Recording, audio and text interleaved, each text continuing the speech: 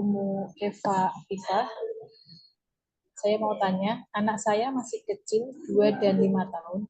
Bagaimana memulai menanamkan cerdas finansial?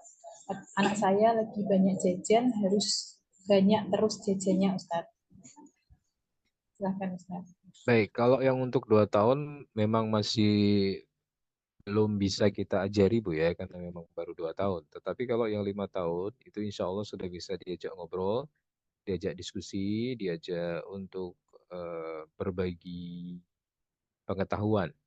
Nah, ini Umi kasih kamu 5.000 ya, jangan dihabiskan, belilah sesuatu yang sesuai dengan yang kamu butuhkan. Terus nanti misalnya pada saat awal bulan ya kita belikan tabungan kecil, ini tolong kamu simpan setiap kali ketika ada uang tolong dimasukkan di situ, kamu pengen ada apa nanti next, pengen liburan di akhir tahun atau mungkin pengen beli sesuatu dari tabungan ini ya. Tidak selalunya sesuatu yang kamu inginkan harus kamu minta kepada orang tuamu, karena orang tua juga tidak selalunya memiliki uang. Makanya berhemat di dalam makan, berhemat di dalam kebutuhan, beli barang sesuai di kebutuhan aja, bukan kebutuhan untuk sesuatu yang sifatnya beli hal-hal yang tidak penting.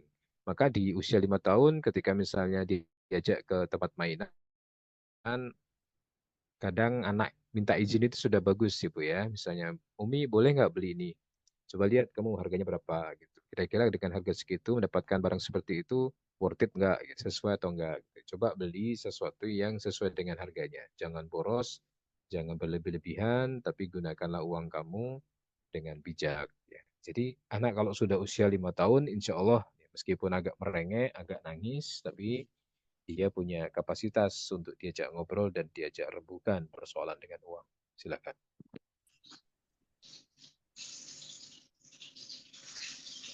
Melanjutkan dari yang tadi, Ustaz, kira-kira untuk anak usia berapa ya yang ideal untuk bisa diajarkan tentang eh,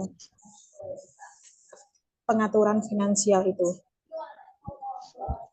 Ya, memang kalau dilihat dari penguasaan ya, penguasaan dalam artian bahwa akal mereka sudah sempurna ataukah belum, itu memang di usia-usia SD itu dia belum diberi kepercayaan untuk memegang uang yang lebih. Kecuali kalau nanti dia memang sudah dewasa ya, umur 17, dia bisa mengelola keuangan dengan lebih baik. Dan usia di bawah 17 itu anak juga tidak dituntut untuk menghasilkan uang sendiri. Paling paling tidak dia hanya pada pemahaman-pemahaman tentang arti penting uang buat seorang muslim, bagaimana seorang muslim bertanggung jawab terhadap uangnya, bagaimana kemudian dia bisa mengelola uangnya itu dengan baik, jangan sampai terlalu boros, sedikit-sedikit minta, sedikit-sedikit minta. Ya. Misalnya penanaman bahwa setiap apa yang kita dapatkan dari Allah nanti dimintai pertanggungjawabannya. Tidak boleh asal kamu punya, kemudian kamu bebas menggunakannya, tidak. Nah, baru nanti ketika umur umur 17 atau umur-umur ketika dia sudah mondok sendiri, ke pesantren sendiri, apakah usia SMP ataukah usia SMA, nah kita coba sedikit-sedikit ya. Makanya Ali bin Abi Thalib mengatakan kalau sudah usia 12 ke atas, ya latihlah dia menjadi leader. Kasih amanah, pantau dari jauh, ya, kemudian tegur ketika salah, apresiasi ketika dia melakukan sesuatu yang baik. Maka misalnya, nah ini kamu 1 bulan, kamu di pondok, Umi kasih uang sekian, ya.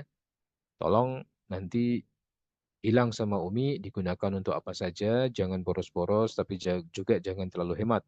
Uang ini kita gunakan untuk membantu urusan-urusan kamu selama kamu di pondok. Nanti sambil kita pantau, oh ternyata kok anak ini terlalu boros ya, atau mungkin bahkan kebalikannya, kok anak ini terlalu hemat ya. Kita kasih masukan ya. Kalau memang itu kamu butuhkan dan itu bermanfaat buat kamu dan tidak terlalu over, ya silahkan dibelanjakan saja. Tapi kalau sekiranya kamu tidak butuh, ya kamu tidak perlu membelinya. Seperti itu.